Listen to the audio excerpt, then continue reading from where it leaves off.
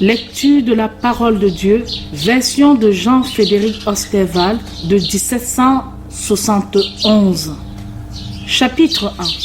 Paul, serviteur de Dieu et apôtre de Jésus-Christ, pour annoncer la foi des élus de Dieu et pour faire connaître la vérité qui est selon la piété et qui donne l'espérance de la vie éternelle que Dieu qui ne peut mentir a promise depuis plusieurs siècles, mais qu'il a manifesté en son propre temps par sa parole, dont la prédication m'a été confiée selon l'ordre de Dieu notre Sauveur.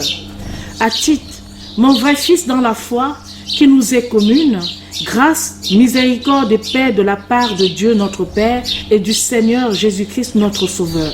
La raison pour laquelle je t'ai laissé en Crète, c'est enfin que tu règles les choses qui restent à régler et que tu établisses des pasteurs dans chaque ville, suivant que je te l'ai ordonné, savoir s'il se trouve quelqu'un qui soit irrépréhensible, mari d'une seule femme, duquel les enfants soient fidèles, et qui ne soit pas accusé de dissolution ni désobéissant, car il faut que l'évêque soit irrépréhensible, comme étant l'économe de Dieu, qui ne soit point attaché à son sens, ni colère, ni à donner au vent, ni violent, ni porté aux gains des honnêtes, mais qu'il exerce l'hospitalité, qu'il aime les gens de bien, qu'il soit sage, juste, saint, tempérant, attaché à la véritable doctrine qui doit être enseignée, en sorte qu'il soit capable tant d'exhorter suivant cette doctrine salutaire que de convaincre ceux qui s'y opposent. Car il y a plusieurs, principalement parmi ceux de la circoncision, qui ne veulent point se soumettre, qui parlent de choses vaines et qui séduisent les âmes auxquelles il faut fermer la bouche, qui pervertissent des familles entières, enseignant pour un gain honteux ce qu'on ne doit pas enseigner. Quelqu'un d'entre eux, leur propre prophète, a dit « Les Crétois sont toujours menteurs, ce sont de méchantes bêtes, des ventres paresseux. » Ce témoignage est bien véritable, c'est pourquoi reprends-les vivement, afin qu'ils deviennent saints en la foi, sans s'arrêter aux fables judaïques et aux ordonnances des hommes qui se détournent de la vérité. Toutes choses sont bien pures pour ceux qui sont purs, mais rien n'est pur pour ceux qui sont impurs et pour les infidèles. Au contraire, leur esprit est souillé aussi bien que leur conscience. Ils font profession de connaître Dieu, mais ils le renoncent par leurs œuvres, étant abominables, rebelles et incapables de toute bonne œuvre. Chapitre 2. Mais toi, enseigne les choses qui conviennent à la saine doctrine, que les vieillards soient sobres, graves, prudents, purs dans la foi, dans la charité, dans la patience.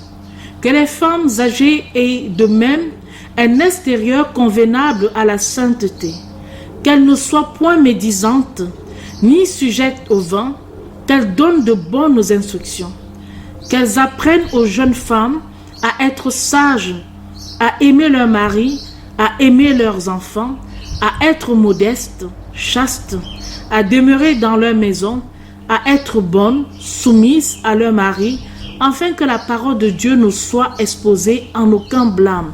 De même, exhorte les jeunes hommes à vivre dans la tempérance. Rends-toi toi-même en toutes choses un modèle de bonne œuvre, montrant dans ta manière d'enseigner de la pureté et de la gravité. Une doctrine saine dans laquelle il n'y ait rien à reprendre, afin que les adversaires soient confus, n'ayant aucun mal à dire de vous. Exhorte les serviteurs à être soumis à leur maître, à leur complaire en toutes choses, à n'être point contredisant, à ne rien distraire, mais à montrer en toutes choses une entière fidélité, afin de faire honorer partout la doctrine de Dieu notre Sauveur. Car la grâce de Dieu, salutaire à tous les hommes, a été manifestée. Et elle nous enseigne qu'en renonçant à l'impiété et aux convoitises du monde, nous vivions dans le siècle présent, dans la tempérance, dans la justice et dans la piété. En attendant la bienheureuse espérance et l'apparition de la gloire du grand Dieu et notre Sauveur Jésus-Christ, qui s'est donné soi-même pour nous, afin de nous racheter de toute iniquité et de nous purifier pour lui être un peuple particulier et zélé pour les bonnes œuvres. Enseigne ces choses, exhorte et reprend avec une pleine autorité, que personne ne te méprise. Chapitre 3.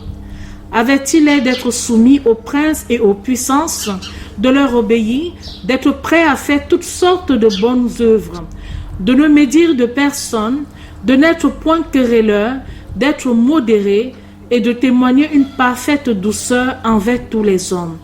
Car nous étions aussi autrefois nous-mêmes insensés, désobéissants, égarés, assujettis à toutes sortes de passions et de voluptés, vivant dans la malice et dans l'envie, dignes d'être haïs et nous haïssant les uns les autres. Mais lorsque la bonté et l'amour de Dieu, notre Sauveur envers les hommes, ont été manifestés, il nous a sauvés. Non à cause des œuvres de justice que nous eussions faites, mais selon sa miséricorde, par le baptême de la régénération et par le renouvellement du Saint-Esprit qu'il a répandu abondamment sur nous par Jésus-Christ notre Sauveur, afin qu'ayant été justifiés par sa grâce, nous ayons l'espérance d'être héritiers de la vie éternelle. Cette parole est certaine et je veux que tu établisses fortement ces choses, afin que ceux qui ont cru en Dieu aient soin de s'appliquer principalement à pratiquer les bonnes œuvres. Voilà les choses qui sont bonnes et utiles aux hommes. Mais réprime les questions folles, les généalogies, les contestations et les disputes touchant la loi, car elles sont inutiles et vaines. Évite l'homme hérétique après l'avoir averti une première et une seconde fois, sachant qu'un tel homme est perverti et qu'il pêche étant condamné par lui-même. Lorsque je t'aurai envoyé à Thémas ou Tichite, hâte-toi de venir me voir à Nicopolis, car j'ai résolu d'y passer l'hiver. Fais conduire avec soin Zéna, docteur de la loi, et Apollos, en sorte que rien ne leur manque, et que nos frères apprennent aussi à s'appliquer principalement à faire de bonnes œuvres pour les usages nécessaires, afin qu'ils ne demeurent pas sans fruit. Tous ceux qui sont avec moi te saluent. Salue ceux qui nous aiment dans la foi. La grâce soit avec vous tous. Amen. Écrit de Nicopolis en Macédoine, à titre qui a été établi le premier évêque de l'église de Crète.